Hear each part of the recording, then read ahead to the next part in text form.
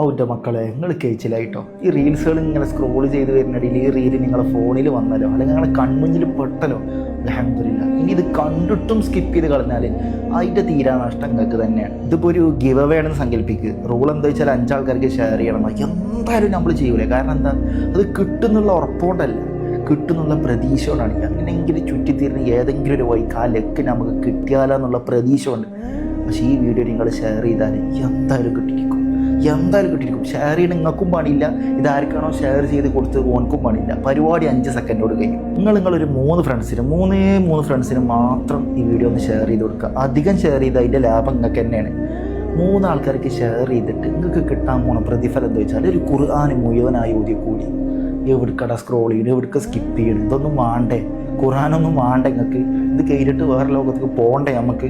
ഒരാൾ സൂറത്തുൽ ഇഖ്ലാസ് 3 തവണ ഓതിയാൽ, 3 തവണ ഓതിയാൽ ഖുൽ ഹുവല്ലാഹു അഹദ് എന്ന് കൊണ്ട് തുടങ്ങുന്ന സൂറത്ത്, അയാൾക്ക് ഖുർആൻ മുഴുവനായി ഓതിയ കൂലി. നിങ്ങൾക്ക് ഇനി ടൈമൊന്നുമില്ല, നിങ്ങൾ ബിസി ആണെങ്കിൽ, നിങ്ങൾ തിരക്കാണെങ്കിൽ ഒരു 3 ആൾക്കാർക്ക് ഷെയർ ചെയ്ത് കൊടുക്കുക. ആ 3 ആളും ഓരോ തവണ ഓതിയാൽ അതിൻ്റെ പ്രതിഫലം നിങ്ങൾക്കാണ്. ആ ഖുർആൻ മുഴുവനായി ഓതിയ കൂലി. അപ്പം നിങ്ങൾ എത്രത്തോളം ഷെയർ ചെയ്യണമോ അത്രത്തോളം ഖുർആൻ ഓതിയ കൂലി നിങ്ങൾക്ക് കിട്ടുകയാണ്. ഇനിയിപ്പോൾ നിങ്ങൾ ഷെയർ ചെയ്തിട്ട് നിങ്ങൾ ഷെയർ ചെയ്യപ്പെട്ട വ്യക്തി ഇത് ഓതിയില്ലാന്ന് വിചാരിക്കും, ഓനും സ്കിപ്പ് ചെയ്ത് കളഞ്ഞെന്ന് വിചാരിക്കും. അവൻ എന്തായാലും ഈ വീഡിയോ ഒന്ന് പ്ലേ ചെയ്ത് നോക്കും. ഇതിൽ സൂറത്തുൽ ഇഖ്ലാസിനെ അവക്കുണ്ട്, അത് കേൾക്കുമല്ലോ എന്തായാലും. അവിടെ ഖുർആൻ ഓതിയില്ലെങ്കിലും ഖുർആൻ കേട്ടാലും പ്രതിഫലമാണ്. അവൻ എന്തായാലും വീഡിയോ കേൾക്കും.